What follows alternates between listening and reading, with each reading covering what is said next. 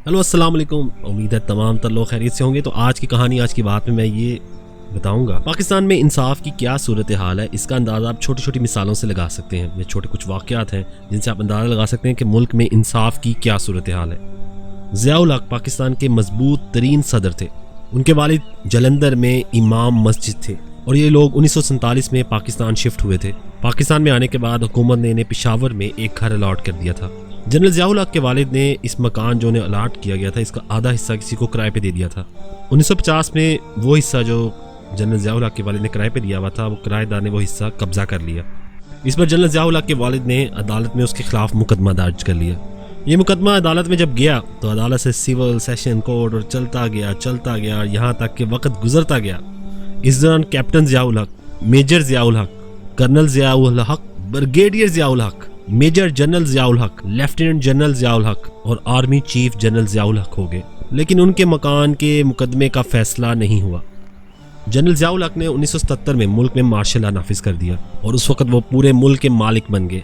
वो एक दिन अपने ऑफिस में बैठे थे तो उनका किरायादार खुद ही मकान की चाबियां लेकर हाजिर हो गया और उसने जनरल ज़ियाउल हक के पाँव पकड़कर माफ़ी मांगी और अदालत जाकर जनरल ज़ियाउल हक के हक में बयान दे दिया। इसी किस्म का एक वाक़या सदर परवेज़ मुशर्रफ के साथ भी पेश आया था। इसी तरह का वाक़या जनरल परवेज़ मुशर्रफ के साथ भी पेश आया था। जनरल परवेज़ मुशर्रफ के वालिद Syed Musharrafuddin ministry of foreign affairs में मुलाजिम थे।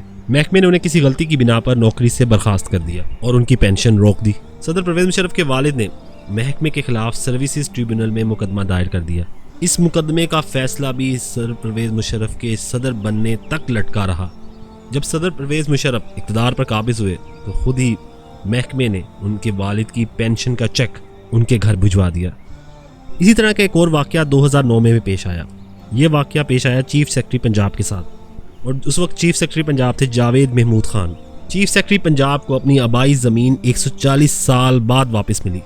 उनकी ज़मीन 1870 में उनके रिश्तेदारों के कब्ज़े में चली गई थी और वो लोग 140 साल तक ये ज़मीन इस्तेमाल करते रहे।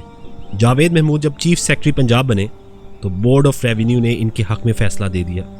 तो दोस्तों, ये हकीकत है कि आपको पाकिस्तान में इंसाफ लेने के लिए सदर पाकिस्तान, वज़ीर-ए-आज़म पाकिस्तान या किसी आला ओहदे पर होना चाहिए। मैं दूर की मिसाल क्या दूँ, मैं अपनी ख़ुद की मिसाल देता हूँ कि मेरे वालिद की जो ज़मीन थी कुछ उनकी वालदा की तरफ से, वो ज़मीन पे किसी ने कब्ज़ा किया। मेरे कब्ज़े के दौरान मेरी वालदा, मेरी जो दादी अम्मा है, उन्हें किसी ने ज़िंदा किया कागज़ों में।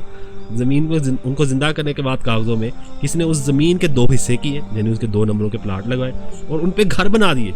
और जब हमारे वालिद साहब को होश आया, उन्हें पता चला कि ये मसला हुआ है, तो तब तक बहुत देर हो चुकी थी। लेकिन खैर क्योंकि वो जज थे तो उन्होंने उस मुकदमा को लड़ा और मुकदमे के बाद वो ज़मीन वापस ली। इसी तरह का एक और मुकदमा हमारी वालदा के साथ भी पेश आया। उनका भी एक मुकदमा civil court, session court, high court, supreme court का तो मैंने खुद जजमेंट पढ़ी कि खलीलुर रहमान रमदे थे जज। उनके ज़माने में जो LDA ने ज़मीन एक्वायर करके, तो हमारे घर वालों ने LDA के ख़िलाफ़ अदालत में गए तो सुप्रीम कोर्ट LDA के ख़िलाफ़ और हमारे हक़ में फ़ैसला हुआ और खलीलुर रहमान रमदे, जस्टिस खलीलुर रहमान रमदे ने ऑफ कोर्ट जजमेंट लिखी। वो फ़ैसला भी आज तक, इस बात को भी 20-15 साल तो कहीं नहीं गए, 15 साल हो गए वो फ़ैसले को आए हुए, पर आज तक वो फ़ैसला इम्प्लीमेंट नहीं हुआ। उस फैसले में अमल दरामद ही नहीं हुआ। वो दोबारा मसला जो कोर्ट जो है, वो जो इशू है, वो दोबारा सिविल कोर्ट में चल रहा है।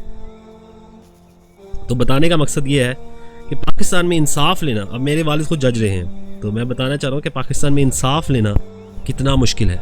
तो पाकिस्तान में अगर आपको इंसाफ लेना है तो आपको सदर, वज़ीर-ए-आज़म, army chief, opposition leader, chief secretary Punjab या कोई बड़े ओहदे पे होना चाहिए, वरना लोग आपको कागज़ों में ज़िंदा कर देते हैं, मार देते हैं और ज़मीनें बेच बाज के पता नहीं कहाँ कहाँ चला जाता है काम। अगर आपका कोई ऊंचे ओहदे पे नहीं है तो आपकी कई नस्लें इंसाफ के हसूल में 100 साल गुजार देंगी। हमारे मुल्क में बदकिस्मती से इंसाफ ताकतवर लोगों के लिए है और जबकि सज़ा कमज़ोरों के लिए वक्फ कर दी गई है। इस मुल्क में आसिफ अली जरदारी, यूसुफ रज़ा गिलानी, नवाज शरीफ, ये लोग ही कामयाब हैं। ये लोग भी कभी जब इक़्तिदार में हो तब तक इंसाफ इन्हें मिलेगा, लेकिन अगर इक़्तिदार में नहीं है तो फिर इंसाफ नहीं मिलेगा। लेकिन इन लोगों का इंसाफ का हाल ये नहीं होगा कि इन्हें इंसाफ बहुत देर से मिलेगा, इन्हें मिल जाएगा क्योंकि इनकी तो बारी लगी हुई है। रह गया आम शहरी, तो इसके स्टेटस का अंदाज़ा आप बखूबी लगा सकते हैं। इंसाफ की ये कमी है जिससे इस मुल्क के तबाह हाल होने लगा हुआ है। इंसाफ का ये हाल है कि आपको इंसाफ के लिए बड़ा अरसा इंतज़ार करना पड़ता है। ये कहानी नहीं थी, ये बात नहीं थी, कुछ वाक़यात थे जो मेरे जहन में बेवस्त थे कि पाकिस्तान में ज़ियाउल हक हो, परवेज़ मुशर्रफ हो یا کوئی جج ہو یا کوئی بھی ہو تو اس کے اپنے گھر پہ بھی مسئلے ہو. پاکستان میں جو عدالتوں کا نظام ہے وہ بری طرح مفلوج ہے. یہاں پہ آپ طاقتور ہوں گے تو انصاف ملے گا, ورنہ تو آپ رولتے رہ جائیں گے. آپ کو پٹواری اور عدالت آپ کو پتہ نہیں کیا کیا دکھائے گا. تو یہ تھی کہانی. اگر آپ کو اچھی لگی مجھے ضرور بتائیے گا. اللہ حافظ.